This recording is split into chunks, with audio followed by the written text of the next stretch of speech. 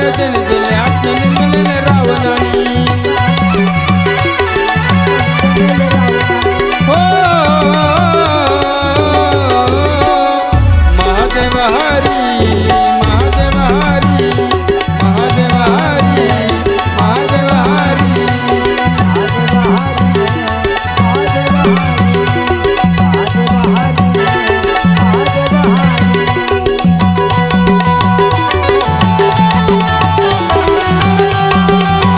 ठिकाणी सुरू झाला आणि समुद्राचं मंथन करायचं म्हटलं. समुद्र हा काही लहान आहे का?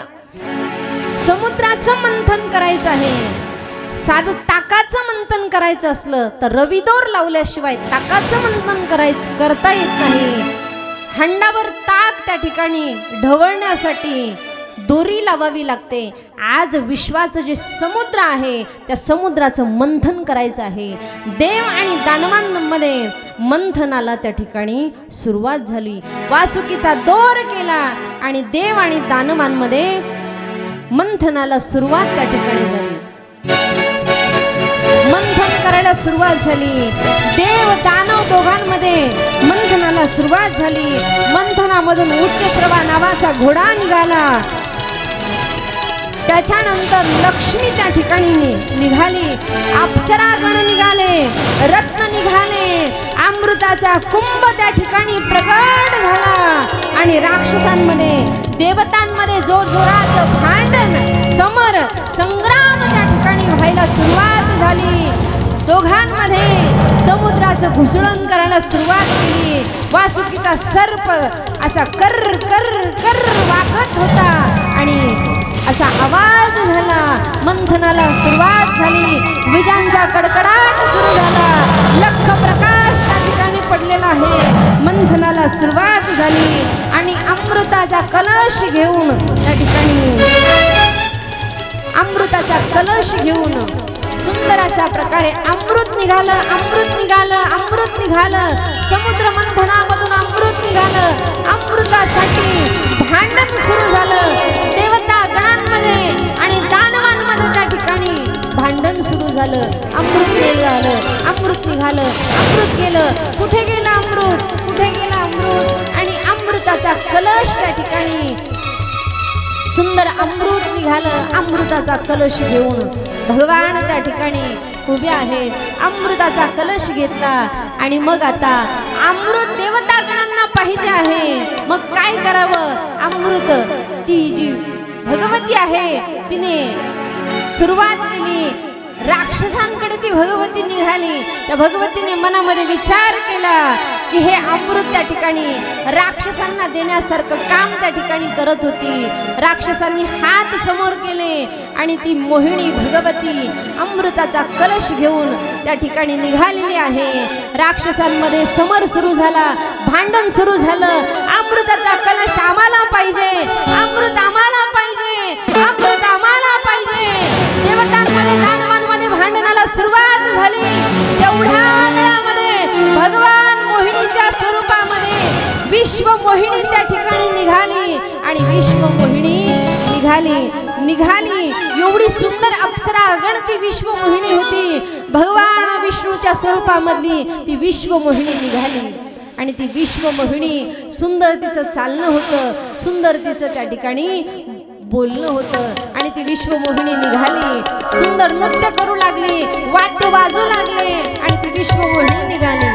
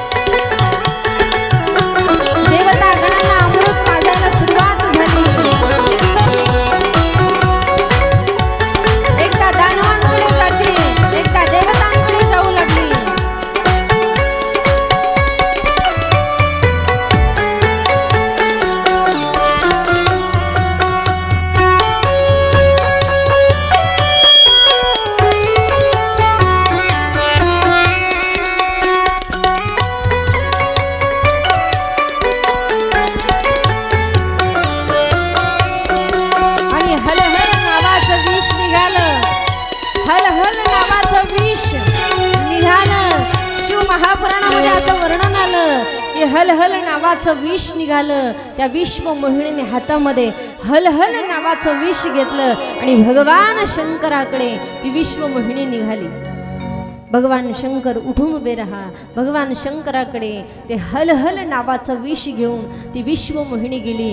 हातामध्ये शंकराने तांब्या घेतला. हातामध्ये तांब्या घेतला आणि भगवान शंकराने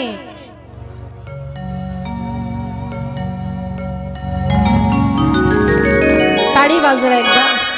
बोलिये निळकंठेश्वर भगवान की. आणि भगवंताने ते हलहल नावाचं विष निघालेलं प्राशन केलं आणि भगवंताचं नाव पडलं. निळवर्ण भगवान झाले आणि कंठामध्ये विष त्या ठिकाणी धारण केलं. म्हणून भगवंताचं नाव पडलं निळकंठेश्वर भगवान की. निळकंठेश्वर भगवान की. हर हर महादेव. हर हर देव. सुंदर ज्यांनी झाकी बनवली असे आमचे सगळ्यांचे लाडके मामा. मामांची तब्येत बरी नाही तरी सुंदर झाकी बनवली. एकदा सगळ्यांनी मामांसाठी टाळी वाजवा. देवतागण दानवांनाही सुंदर असं त्या ठिकाणी विश्वमोहिनी असेल सर्वांनीही सुंदर त्या ठिकाणी नृत्य केलं आणि भगवान शंकराने हलहल नामक विष प्राशन केलं. म्हणून त्याचं नाव निळकंठ वर्ण असणारा भगवान शंकर आहे. भगवान शंकराने ते विष पोटातही जाऊ दिलं नाही आणि ओठातही ठेवलं नाही. विष पोटातही जाऊ दिलं नाही आणि ओठातही ठेवलं नाही. भगवान शंकराकडून शिकायचं आहे. मनुष्याने कानामध्ये सांगितलेलं विष, कानामध्ये सांगितलेलं विष हे कंठामध्ये धारण करायचं. पोटातही जाऊ द्यायचं नाही आणि ओठावरही येऊ द्यायचं नाही. येते का लक्षात माता माऊल्या? कानामध्ये सांगितलेलं विष हे कंठामध्ये धारण करायचं. पोटातही जाऊ द्यायचं नाही आणि ओठावरही ठेवायचं नाही. म्हणून नीलकंठ वर्ण असणारा भगवान शंकर आहे आणि शंकरासारखा आपणही त्या ठिकाणी प्रयत्न करायचे आहेत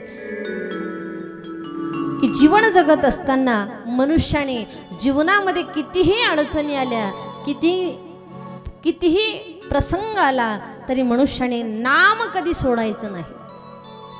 सत्य साच खरे आणि नाम विठोबाचे बरे.